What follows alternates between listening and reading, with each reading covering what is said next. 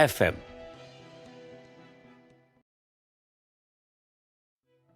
हिरण्यकश्यप का वध करके संसार को इस दैत्य के आतंक से मुक्त करवाकर भगवान नरसिंह ने निश्चित ही इस पृथ्वी पर विशेष उपकार किया था, किंतु ऐसा पहली बार हुआ था कि एक दुष्ट का वध करके भगवान का क्रोध शांत ही नहीं हो पा रहा था।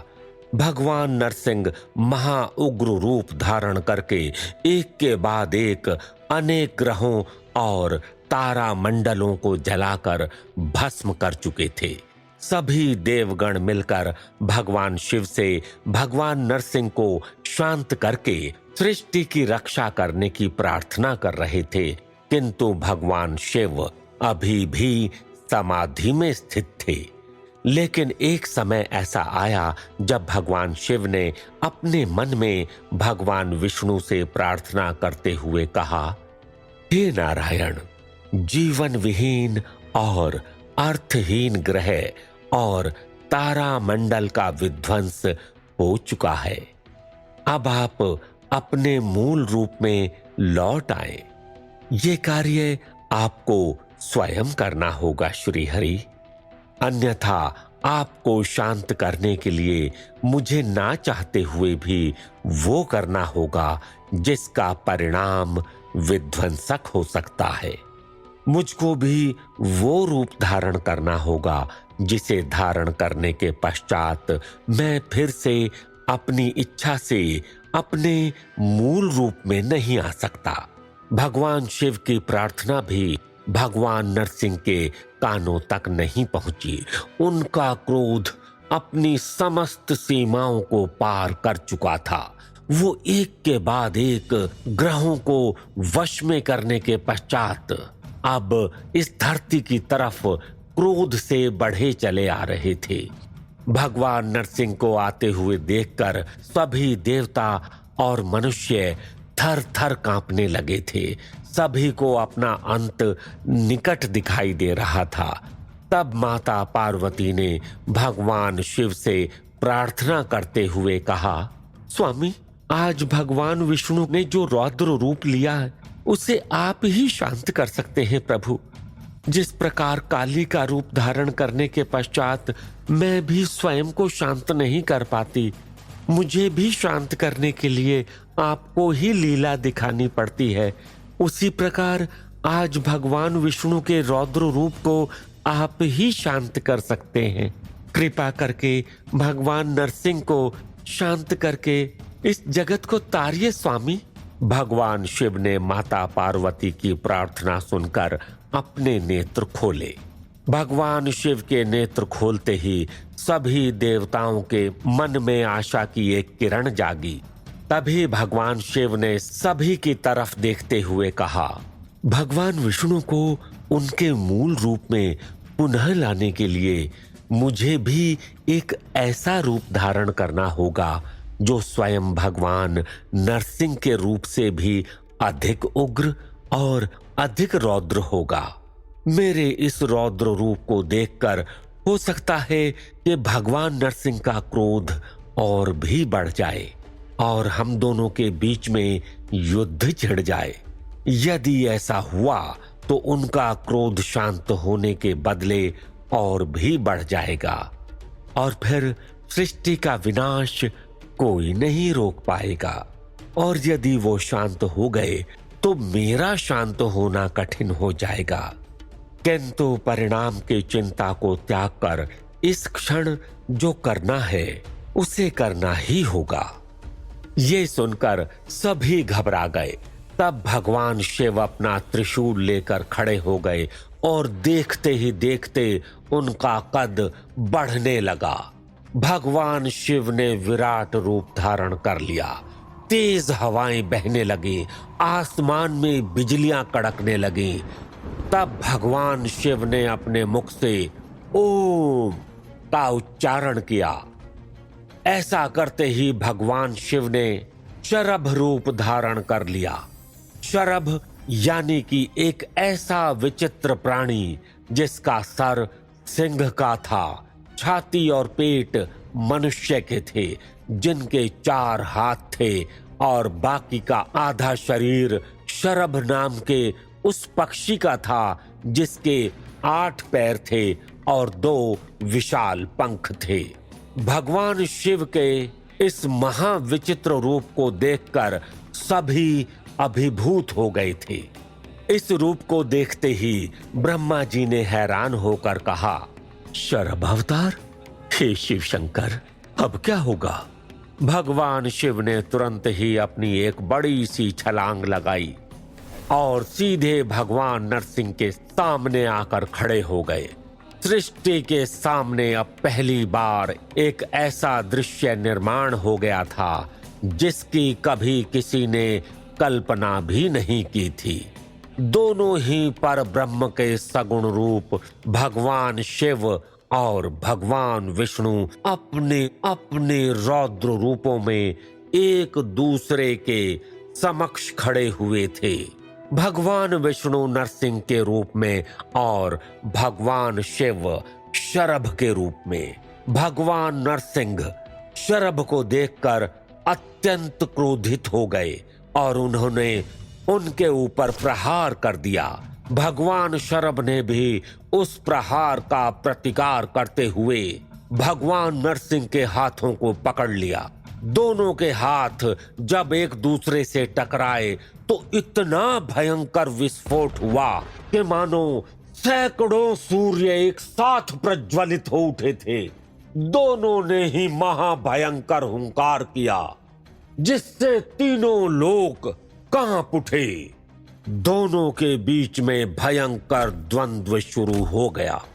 भगवान नरसिंह ने अपने हाथ में गदा प्रकट कर ली और भगवान शरभ पर प्रहार करने लगे। भगवान शरभ ने अपने हाथ में खड्ग प्रकट किया और उनके वार को रोकने का प्रयत्न करने लगे। दोनों ही बल में एक समान थे। दोनों में से कोई भी ना किसी से अधिक शक्तिशाली था और ना ही किसी से शक्ति में कम था। इसलिए दोनों के बीच में चल रहे उस युद्ध का कोई परिणाम नहीं आ रहा था। कैलाश से माता पार्वती और माता लक्ष्मी अपने अपने हृदयों को थामकर ये विचित्र दृश्य देख रही थीं। ब्रह्मा जी, देवराज इंद्र और अन्य देवता ये दृश्य देखते हुए मन ही मन प्रार्थना कर रहे थे कि ये युद्ध जल्द से जल्द खत्म हो जाए।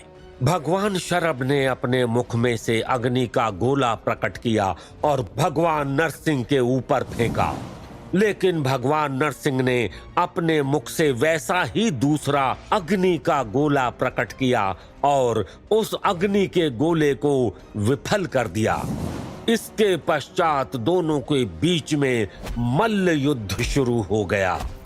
भगवान नरसिंह और भगवान शरभ के बीच 18 दिनों तक युद्ध बिना किसी परिणाम के सतत चलता रहा। अब सभी लोग अत्यंत अधीर हो गए थे। माता पार्वती और माता लक्ष्मी दोनों अपने अपने स्वामियों को परिणाम रहित युद्ध करते हुए देखकर बहुत अधिक विचलित हो उठी थीं।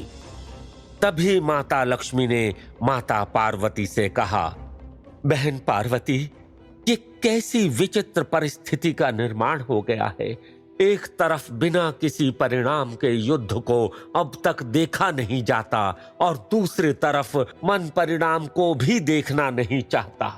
माता पार्वती ने यह सुनकर कहा, सच कह रही हो बहन, ऐसी विचित्र परिस्थिति आज से पहले कभी उत्पन्न नहीं हुई थी और आज के बाद फिर से कभी उत्पन्न भी नहीं होनी चाहिए। दोनों ही एक दूसरे से अपने रौद्र रूप में युद्ध कर रहे हैं और वो भी लगातार 18 दिनों से। क्या होगा इसका परिणाम? अब आखिरकार वो समय आ गया था जब भगवान शरभ ने भगवान नरसिंह से कहा, हे श्री हरि, अब मैं वो करने जा रहा हूं जो करने के लिए अनहद पुण्य की आवश्यकता होती है।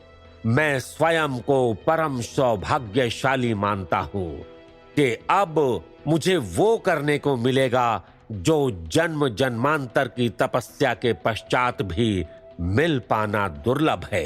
आपसे सिर्फ यही प्रार्थना है कि अब इसके पश्चात मुझे संभालने का कार्य भी आपको ही करना होगा। ये कहकर भगवान शरभ ने अपने चारों हाथों का विस्तार किया और अनंत कोटि ब्रह्मांड के अनंत कोटि शिव तत्व को एकत्रित करके उन्होंने भगवान नरसिंह को गले से लगा लिया।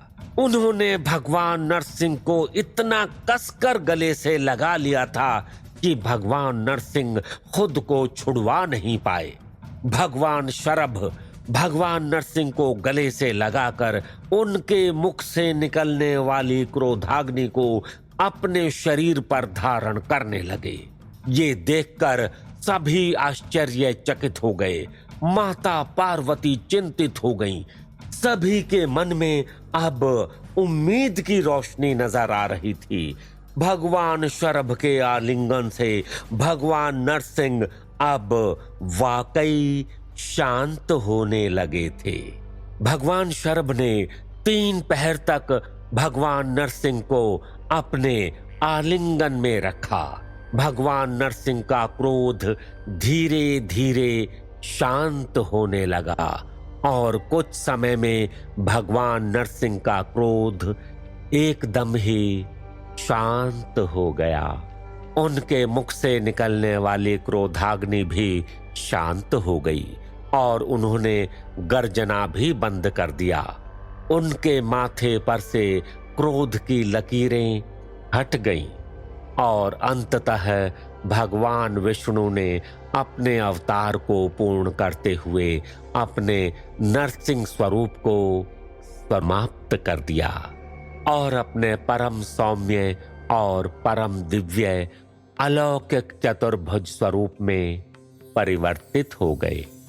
उनके ऐसा करते ही सभी आनंद विभोर हो गए और समस्त विश्व में भगवान विष्णु और भगवान शिव की जय जयकार गूंजने लगी। प्रजापिता ब्रह्मा जी, देवराज इंद्र और अन्य सभी देवगण मिलकर एक स्वर में जय घोष करने लगे।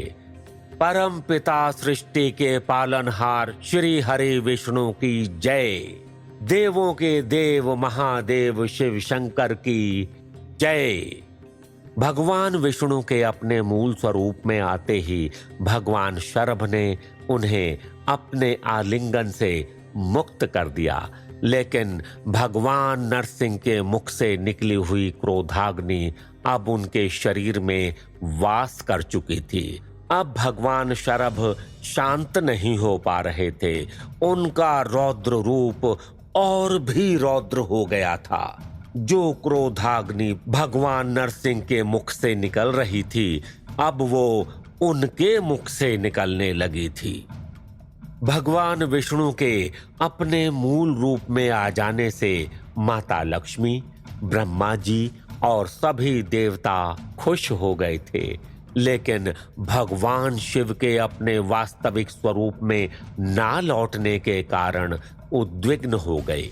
सभी लोग इस सोच में पड़ गए थे कि आखिर एक संकट टला भी नहीं था कि दूसरा संकट उनके सामने आकर खड़ा हो गया था कि भगवान शरभ अब चारों दिशाओं में भयंकर गर्जना करते हुए अपने दोनों विशाल पंखों को फड़फड़ाकर उड़ रहे थे और चारों दिशाओं में अपने मुख से क्रोधाग्नि बरसा रहे थे।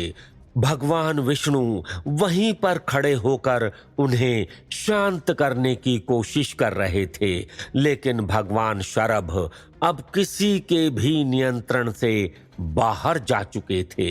माता पार्वती ने बड़े ही करुण स्वर में भगवान शिव को पुकारते हुए कहा, शांत हो जाइए स्वामी, शांत हो जाइए। आप अपने मूल स्वरूप को याद कीजिए स्वामी। आप देवों के देव महादेव हैं। आप स्वयं शिव शंकर हैं। आप मृत्यु की मृत्यु हैं और जीवों के जीव हैं। शांत हो जाइए स्वामी, शांत हो जाइए। लेकिन भगवान शरभ कुछ भी सुनने की स्थिति में नहीं थे। वो अपने मूल स्वरूप को पूरी तरह से भूल चुके थे और भयंकर आवेश में आकर चारों तरफ विनाश करने के लिए तत्पर हो गए थे।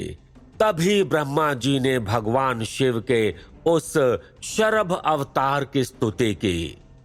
ओम पक्षी राजाय विद्महे शर्भेश्वराय धीमहि तन्नो रुद्रः प्रचोदयात्। सभी देवता इस मंत्र का जाप करने लगे, लेकिन भगवान शिव के इस महारौद्र रूप का शांत होना अब असंभव लग रहा था। क्या भगवान शरभ कभी शांत हो पाएंगे? भगवान शरभ को आखिर कौन शांत कर पाएगा? क्या होगा जब दैत्य माता दिति का श्राप सच होगा? जानने के लिए सुनते रहिए मोक्षदायिनी कथा श्री विष्णु पुराण, ओनली ऑन पॉकेट FM।